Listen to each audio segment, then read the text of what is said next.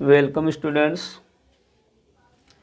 आज हम लेसन 3 का अगला हमारा जो पॉइंट रहेगा वो रहेगा बीज का परिवर्तन यानी डेवलपमेंट ऑफ सीड, यानी बीज का निर्माण या बीज का विकास किस प्रकार से होता है आवर्तबीजी पादपों में।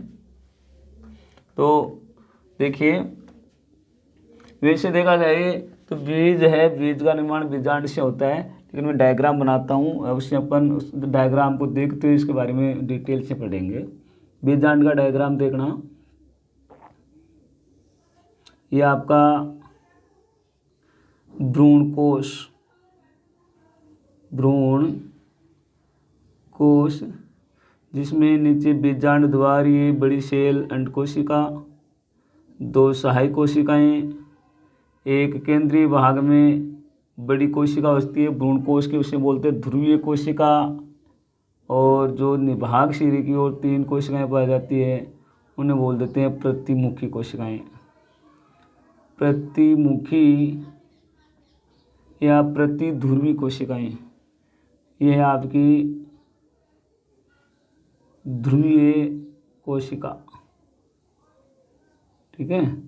और यह है अंड कोशिका, ये 2 है आपकी सहायक कोशिका। और इससे अपन नीचे बनाते हैं तो ये है आपका अध्यावरण, आंतरिक अध्यावरण, ये आपका बाह्य अध्यावरण,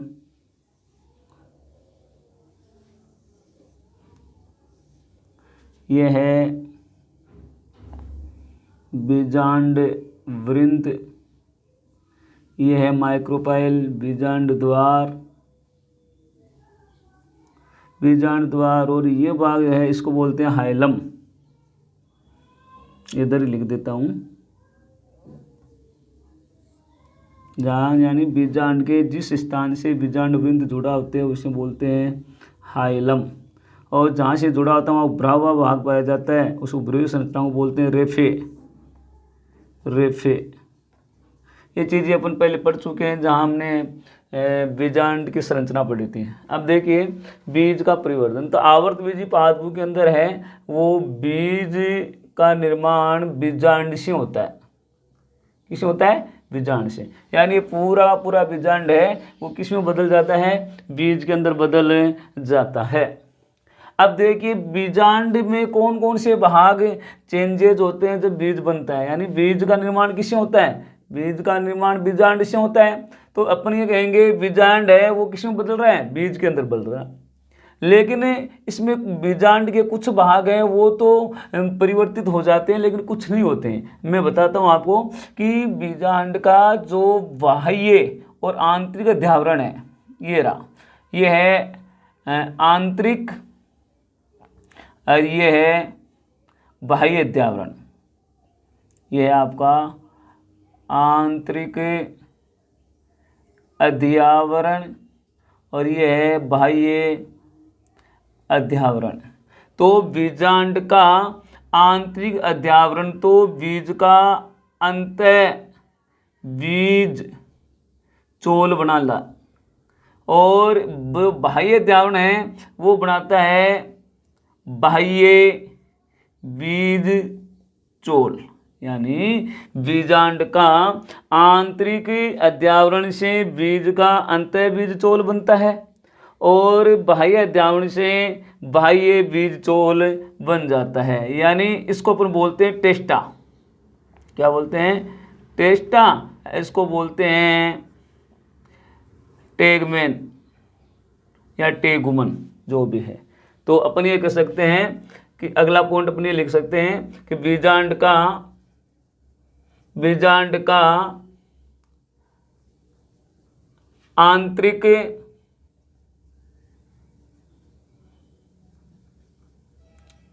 एवं बाह्य अध्यावरणों से बीज का टेस्टा एवं टेगमेन आवरणों का निर्माण होता है। ठीक है। इसके बाद में अपन देखेंगे कि जो बीजांड है, बीजांड के अंदर कुछ भाग, जैसे ये पहले इसमें देख लो, ये आपका टेस्ट है, तो टेस्ट है वो होता है आपका कठोर। क्या होता है?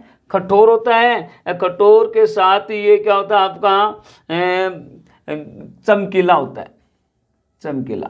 यानी जो बीज का टेस्टा भाग है, बीज का टेस्टा भाग है वो क्या होता है? कठोर और चमकीला होता है। और ये टेगुमन भाग है, ये आपका क्या होता है? कोमल होता है और पतला होता है।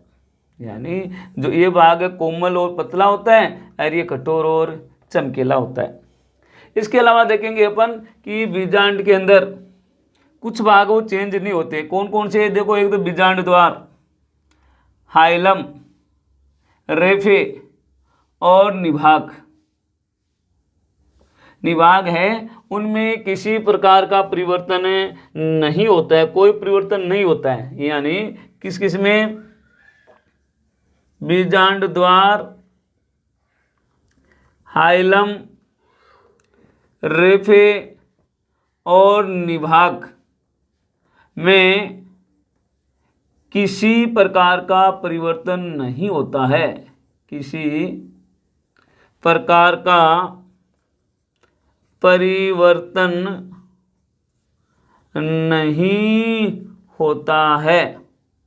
लेकिन इनके ऊतक परिपक्व हो जाते हैं। यानी इन सभी के ऊतक हैं वो परिपक्व हो जाते हैं, निभाग यानी परिपक्व हो जाते हैं, लेकिन इनमें किसी प्रकार का परिवर्तन नहीं होता है। फिर इसके बाद में अपन देखें तो ज़्यादातर क्या होता है, बीजांड में जब इस ध्रुवीय कोशिका से किसका निर्माण होता है? भ्रूणपोष का। भ्रूणपोष। तो भ्रूणपोष का निर्माण होने के बाद में एक आपका बीजांड का भाग होता है जिसे बोलते हैं बीजांड काय। क्या बोलते हैं? बीजांड काय, बीजांड काय। तो ज्यादातर क्या होता है कि भ्रूणपोष के निर्माण के बाद में बीजांड काय नष्ट हो जाता है। यानी भ्रूणपोष के परिवर्धन के बाद बीजांड काय नष्ट हो जाता है। क्या हो जाता है? नष्ट हो जाता है। यानी जब बीजांड बीज में बदलेगा तो आपका जैसे ही बीजांड से बीज में बनेगा तो भ्रूणपोष बनता है बीजांड में, उस समय इससे ही क्या होता है? बीजांड का नष्ट हो जाता है। लेकिन कुछ पादप ऐसे हैं, कुछ पादपों में भ्रूणकोष के परिवर्तन के बाद, यानी भ्रूणकोष के परिवर्तन के बाद बीजांड का ये वो नष्ट नहीं होता है। यानी बीजांड है वो बीजांड काय है वो भ्रूणपोष के चारों ओर एक पतली परत के रूप में पाया जाता है, तो उसे बोल देते हैं परिभ्रूणपोष। एक बार वापस देखना, मैं ये कहना चाहता हूं कि नॉर्मली क्या होता है, भ्रूणपोष का परिवर्तन होता है तो उसके बाद में बीजांड काय क्या होता है? नष्ट हो जाता है। लेकिन कुछ पादपों में क्या होता है कि भ्रूणपोष के परिवर्तन के बाद बीजांड काय नष्ट नहीं होता है, यानी बीजांड काय कुछ शेष रह जाता है। अब वो बीजांड काय क्या करता है? भ्रूणपोष के चारों ओर एक परत के रूप में होता है, तो इस प्रकार उसे क्या कहते हैं? परिभ्रूणपोष कहते हैं। इस प्रकार का आपका किस में पाया जाता है? काली मिर्च है, काली मिर्च के चुकंदर है, इनमें ये पाया जाता है। यानी काली मिर्च और चुकंदर, काली मिर्च और चुकंदर में परिभ्रूणपोष पाया जाता है। परिभ्रूणपोष को अपन पेरिस्पर्म कहते हैं। क्या कहते हैं? पेरिस्पर्म कहते हैं। ठीक है, तो ये हुआ हमारा क्या है? परिभ्रूणपोष। एक बार फिर देखना, कुछ पादपों में बीजांड काय शेष रह के अब भ्रूणपोष के चारों ओर एक पतली परत के रूप में पाया जाता है, तो इसे प्री भ्रूणपोष कहते हैं। इसका एग्जाम्पल काली मिर्च है, चुकंदर है, इनमें ऐसा देखने को मिलता है। इसके बाद में बीजांड वृंत है। ये बीजांड वृंत है, ये बीज वृंत में बदल जाएगा, यानी बीजांड वृंत है वो बीज के वृंत में बदल जाएगा या परिवर्तित हो जाएगा। यानी बीजांड वृंत, बीजांड वृंत, बीजांड वृंत बीज के वृंत में बदल जाता है। बीजांड वृंत है वो बीज के वृंत में बदल जाता है। इसके बाद में अपन देखते हैं कुछ पादप ऐसे होते हैं जिसमें बीजांड के चारों ओर, यानी कुछ पादप हैं जिनमें इस बीजांड के चारों ओर एक मासल संरचना पाई जाती है, उसे बोलते हैं एरिल। यानी कुछ पादपों में बीजांड के चारों ओर एक मासल या गूदेदार संरचना पाई जाती है। क्या है कि इस बीजांड के चारों ओर एक मासल या गूदेदार संरचना पाई जाती है जिसे एरिल कहते हैं। एरिल, ये प्रश्न आता है एग्जाम में, 1 नंबर आधा नंबर का डेफिनेशन के रूप में एरिल कहते हैं। एरिल कहते हैं। इसका एग्जाम्पल आपका लीची, यानी लीची के अंदर बीजांड के चारों ओर गूदेदार संरचना पाई जाती है जिस एरिल कहते हैं। और ये आपका क्या होता है, खाने योग्य भाग होता है। खाने योग्य भाग होता है। यानी लीची में खाने योग्य भाग क्या होता है, एरिल होता है। लीची में खाने योग्य भाग क्या होता है, एरिल। कुछ पादपों के बीजांड के चारों ओर एक मासल संरचना पाई जाती है, उसे क्या कहते हैं, एरिल कहते हैं, जो किसमें पाया जाता है, लीची में। एक कुल है आपका यूफोरबिएसी कुल। कौन सा कुल है, यूफोरबिएसी कुल। और जो यूफोरबिएसी कुल है उनके पादपों में बीजांड के ऊपर यूफोरबिएसी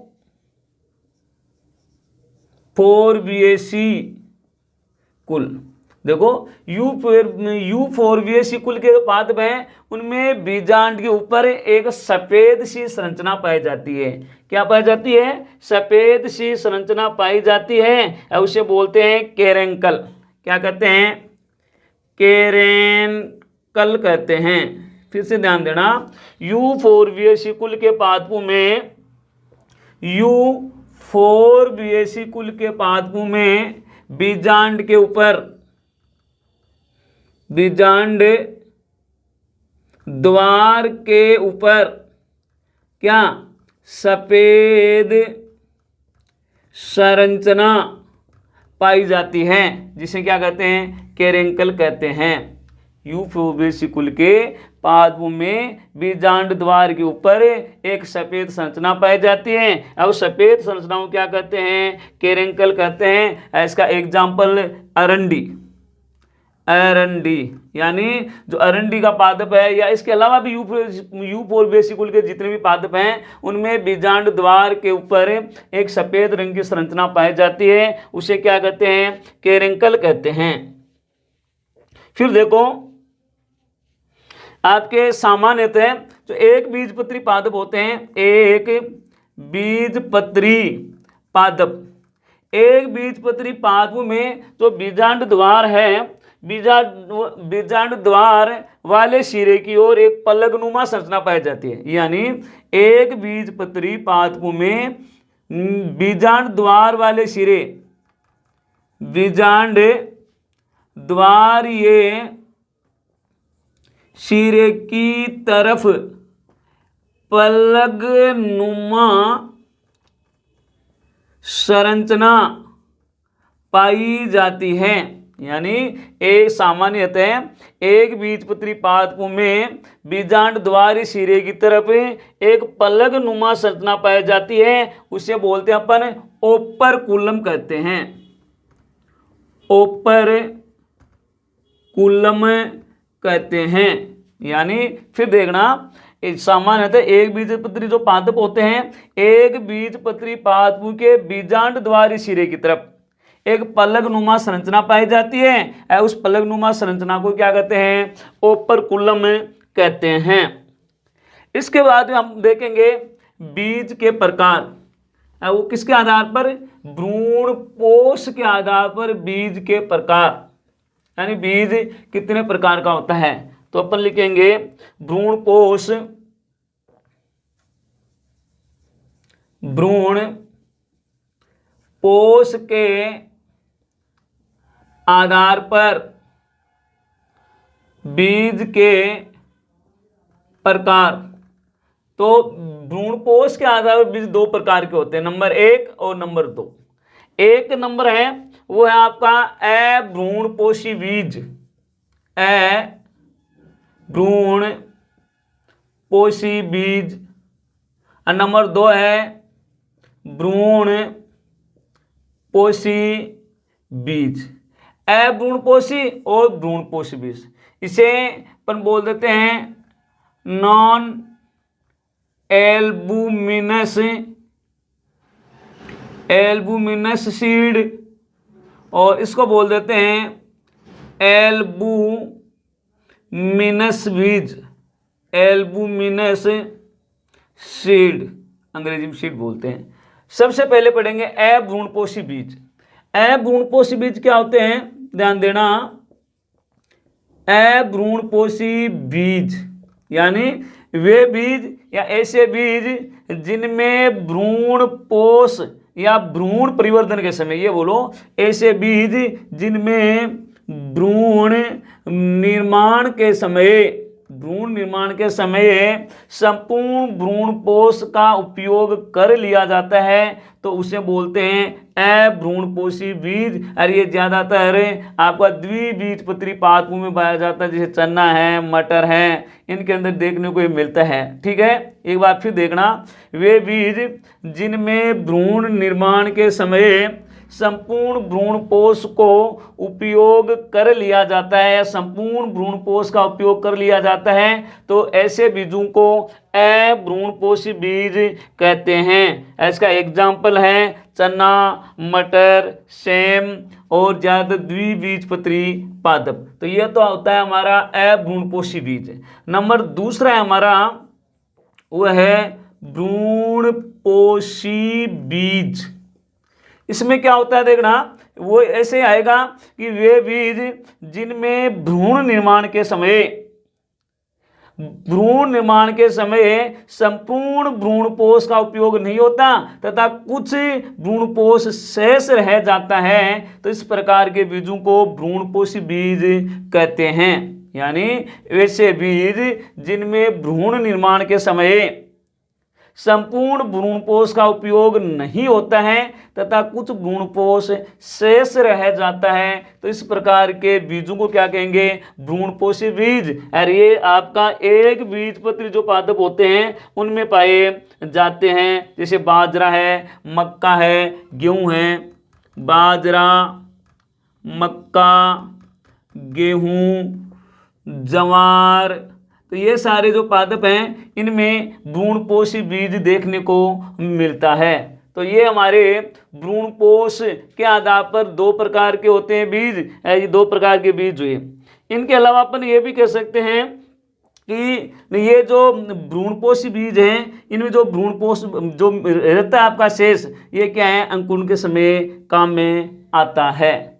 तो इस प्रकार आज का हमारा जो पॉइंट था वो था बीज का परिवर्धन। तो वो क्या होता है? कंप्लीट होता है। इस डायग्राम के माध्यम से हमने बता दिया भाई किसमें क्या। इसके अलावा देखो कुछ भाग और भी बताता हूं मैं आपको, जैसे अंडकोशिका है, तो अंडकोशिका है, अंडकोशिका से जब बीज बनेगा तो अंडकोशिका किसमें बदल जाती है? भ्रूण में, एम्ब्रियो में बदल जाती है।